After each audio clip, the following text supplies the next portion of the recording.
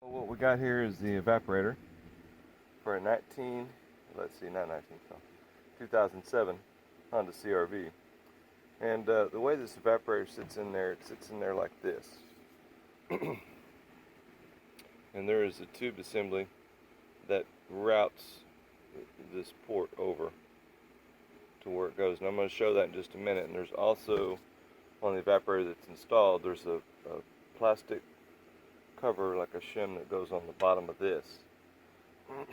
This is the original one. I don't know if it was leaking or not, but I went ahead and replaced it because when I did my alternative method of replacing the expansion valve, I wasn't able to replace these two O-rings, so that's why I had to pull it, and I went ahead and replaced it since I pulled it. So here we are. Alright, so that's what it looks like from this side. Now that's the new expansion valve, and obviously you can tell that's the hole that I trimmed out to pull it. So that was a bad idea because I wasn't able to do all the O-rings the way I wanted it. So it leaked, I had to pull it again. I put new O-rings on that, which really it's difficult to find the right size, and when I installed it and tested it, this one pushed past a little bit, so I have to put another new one on there. Alright, so that's what it looks like with that cover, the little plastic cover that's in the way. Now I'm going to show that in just a moment here. But what I had to do to get that screw, there's one screw that's difficult to get in. I had to trim this insulation down so I could get my screwdriver back far enough right here. And I'm going to show that in just a minute. And I'm just kind of showing what everything looks like with all that junk off so that folks can see. Because I really didn't get a good look at it myself from any of the other videos that are out there. Alright, so this is where that expansion valve sits through this port here. Okay. This cover sits there like this. And this little hole here has a screw down it. That's what it looks like. Okay. Get a good look, because you're going to waste some time trying to get that stupid screw out. You might not even want to put it back. I don't know. It's up to you. But it's got a screw there, and there's one here on top. A whole bunch of them down here, and of course I took that little resistor pack thing out. I used a long screwdriver. This is what the screw looks like. And I use this long screwdriver, and the problem with this long screwdriver is that the handle is too big around. Okay, you need a 12-inch screwdriver like this. That's a Phillips. I don't have one with a Phillips. This is my long screwdriver with a Phillips option, which works for everything, but for something like this, you need something with a small handle and a Phillips head on it, okay? And it will fit in there just fine, just like this. You can get in there and get to that screw. This is kind of how it's going to look. It's going to sit there like that. Alright, now because the handle on my screwdriver was larger, I had to trim that insulation back. I had to trim this insulation back right here and push it down so that I could get the butt of my screwdriver farther back and get it parallel to that screw so that I could, or perpendicular or whatever. Somebody figure that out and let me know. Anyway, so all this stuff is not really that hard to get out. Once you get this little metal panel out right here, you get that little metal panel out and you cut those two sides off right here. Cut that plastic thing out, and there's a few screws in it. One there, there's a nut there, there's a screw way up there, and I'll show that in a minute. There's a screw way up there, of course, and there's a couple of them on there, but it's easier to show it on the plenum housing than messing around looking at this. Alright, so this is what it looks like sitting in there. This is the plenum. Alright, and this is the filter right here. Okay, so it's got a bolt a nut here, and there's a bolt here, way up there. So you're going to have to get your hand and stick your hand up in here behind this to get to it, okay? If you drop it, it goes down behind the carpet, then you got problems. But there's one here, there's one there, there's one there, okay? Now this item here fits up to the other part of the plenum there, which is not really important, but anyway, there's a bolt here, there's one here. That's the blower motor. So you'll have to unplug this wire here and this wire here. And what I did with all them wires is I just kind of pushed them all back up in here and just tried to get them out of the way the best I could. They'll come back around and route just fine. Don't worry about that. The idea is to get them out of the way to not mess up something. So that's what we did. Let me get this thing to the next step and everybody can see what's going on. Alright, so I got it in there. That's what it looks like before you put any screws.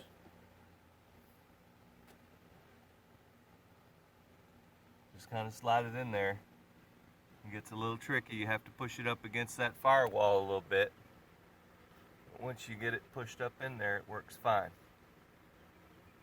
Sorry about the light. I'm just trying to get it lit up nice so you can see, but that's it. That's the expansion valve tube cover, fluctuating thing, whatever call it. I don't know. But it's got a bunch of screws in it, so let me get the screws going. And of course, we've got the one infamous screw, and I am going to put it back, so that's how that goes. But right here is the point where once you get that screw in, you can put your tubes on the outside and start pulling a vacuum. So that's kind of what I'm going to do, is I'm going to try to get this thing secured in its position and put the tubes and everything on the firewall side and the engine side so that I can get my vacuum running. Alright, so that's what that screwdriver looks like when you got it in there. Okay, it's sitting there like that and it's touching. So if you have a smaller head screwdriver, that's what you're going to need, because this body of this is really big and it wouldn't fit with this insulation in the way. It's a big pain in the butt, but I got it in there. Fortunately, I got it in there on the first stab too, so hey, how about that? But I'll get some tape and I'll tape that back up and it'll be just fine. Thing looks like with the screws all in.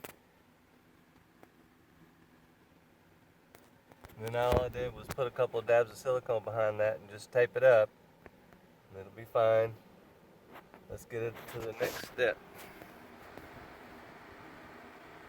Now you'll see that this is the fresh air vent here, and it's got two bolts that go in it. One here, one there, and there's one there. 10 millimeter.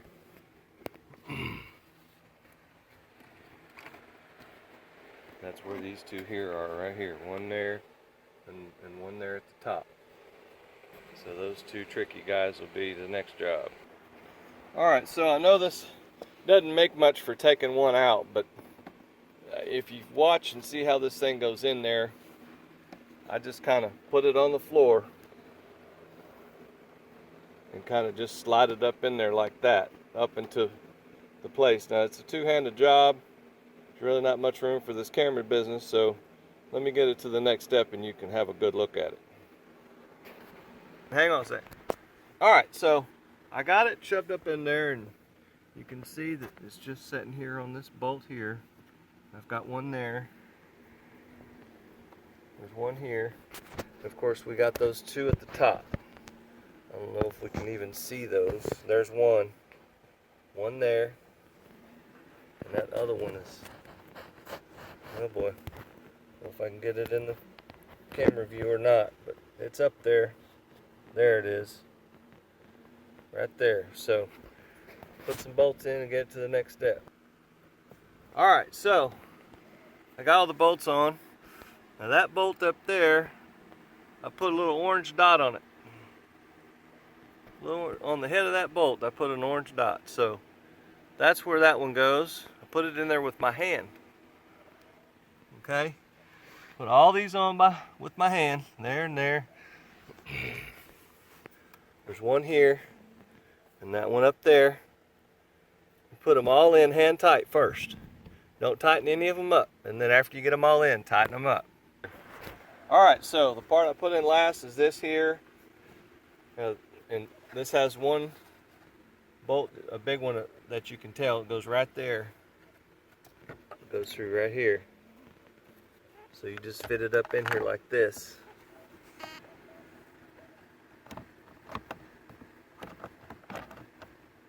Fits in there like that. Yeah, there we go. There. And it's got a screw here, and there's a couple other screws and a big bolt there. Okay, so there we are. Got everything clicked in place here pretty good. I put this little plastic piece that I cut off back on there because it's like a shim, and it has these two little divots here that line up with the two divots on the glove box hinge. So I'm gonna put that on there the way it's supposed to go. But that's what it looks like. I got the cover to put on the bottom down here, and then we're in good shape. Y'all take it easy.